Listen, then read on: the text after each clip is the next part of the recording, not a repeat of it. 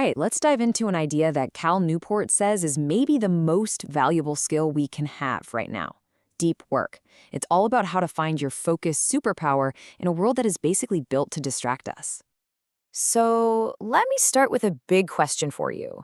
Think about it. We all wear busyness like it's a badge of honor, right? Our calendars are packed, our inboxes are a disaster. But what if all that frantic running around, all that stuff that looks like work, is actually the very thing stopping us from doing our best, most important work? Because the truth is, most of us feel like we're trapped in a world of what Cal Newport calls shallow work. You know the feeling. It's that constant buzz of emails, Slack messages, meetings about meetings. You get to the end of the day, you're totally exhausted, but you look back and think, what did I actually do today? So Newport gives us these two really clear definitions to think about. On one side, you've got deep work. This is the good stuff. It's when you're totally focused, no distractions, pushing your brain to its limits. It's how you create new value, get better at what you do, and it's really hard for someone else to just jump in and do it. Then on the other side, there's shallow work. This is all the logistical stuff, the tasks that don't take much brain power, and you're usually doing them while you're distracted anyway. And here's the key. It doesn't create much new value, and it's super easy to replicate. And these two forces, they're in a constant tug of war for our time. And if you think this is all just theory, well, this number kind of puts a price tag on all that shallowness. The CTO at Atlantic Media actually did the math. He figured out that his company was spending over $1 million a year just on employees processing email, not creating anything, just managing the inbox. And his conclusion is just stunning. He said that this free thing we all use, email, had a hidden cost that was the same as buying a private jet for the company, a Learjet. It just goes to show you how all these tiny, shallow tasks add up to this massive, massive drain on time and money. Okay, so this isn't just a problem for big companies. It's a direct threat to your career. Being in this constant state of distraction isn't just annoying, it's actively making you less valuable in an economy that's changing at lightning speed. Some MIT economists have a name for what's happening: the Great Restructuring. Basically, AI and smart machines are moving so fast that a lot of skills are becoming obsolete. And what kind of skills are those? You guessed it, the easy-to-replicate, shallow work stuff. It can be automated or sent overseas in a heartbeat. So if you want to actually thrive in this new economy, Newport argues you need two core abilities. Number one, you've got to be able to learn hard things and learn them fast. And number two, you need to be able to take what you've learned and produce at an elite level. We're talking top-tier quality and top-tier speed.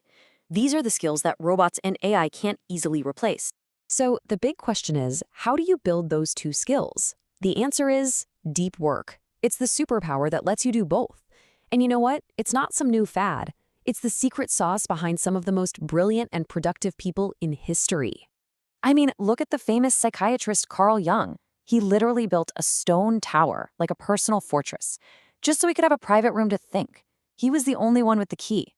This wasn't a vacation spot. It was a dedicated space for the deep thinking that led to his groundbreaking theories. Or what about Woody Allen?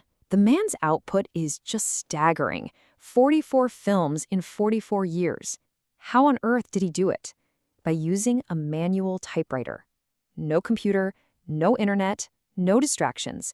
Just a pure, unbroken line from his brain to the page. And even today, the modern masters get it. While J.K. Rowling was finishing up the Harry Potter series, she pretty much vanished from social media.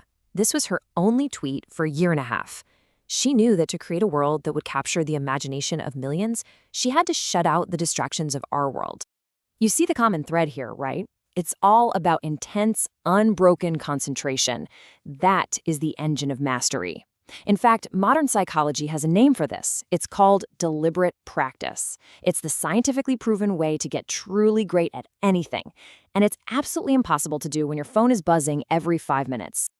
Okay, so we've established deep work is incredibly valuable and pretty rare. But how do we actually start doing it?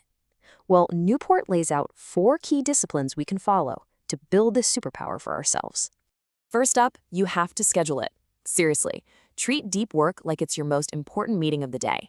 Don't just sit around waiting for inspiration to strike. The comedian Jerry Seinfeld has a famous method for this.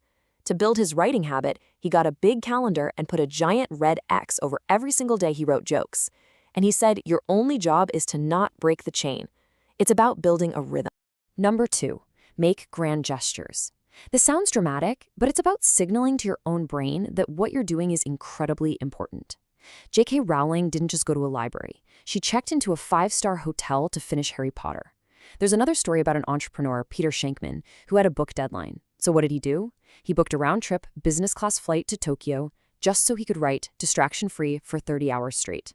Sometimes a radical commitment creates radical focus. All right, number 3 is a tough one for a lot of us. You have to embrace boredom.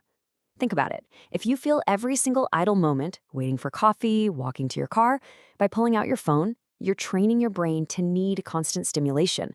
Your ability to concentrate is like a muscle. To make it stronger, you also have to let it rest. Give your mind a break from the constant noise. And finally, number 4, drain the shallows. Look, you're never going to eliminate all the shallow stuff, but you can contain it. Treat it like a budget. Decide, okay, I'm only going to spend, say, 20% of my time on email and admin tasks. And then you have to be absolutely ruthless about protecting the rest of your schedule for the deep work that really moves the needle. But here's the thing. The payoff for all this effort is so much more than just being more productive or making more money. Newport's final and maybe most powerful argument is that deep work is actually a pathway to a more meaningful life. There are these 2 philosophers who argue that in our crazy modern world, we've kind of lost touch with the real sources of meaning. They talk about the idea of a craftsman. A master woodworker doesn't just invent meaning out of thin air. No, they find it, they discover it in the grain of the wood, in the challenge of their tools. And that very same idea applies to us, even if we work on computers all day. When you really engage deeply with a problem, you connect with something bigger than yourself. A programmer who's striving to write what they call beautiful code, they're not just solving a technical problem, they're tapping into principles of logic and elegance. They are a digital craftsman, and that brings a profound sense of purpose. Now, let's be real, none of this is easy. Choosing the deep life means leaving behind the comfortable buzz of being busy. It forces you to actually test your limits and to face the fact that your current best might not be good enough yet. It's way easier to just stay busy than it is to risk failure by trying to build something great. But that brings us right to the final question, really. If you were willing to make that trade, to swap the shallow for the deep, to build your focus and point it at what really matters, what could you create? What problems could you solve? In a world that's basically drowning in distraction, living a deep life isn't just a productivity hack, it's a revolutionary act.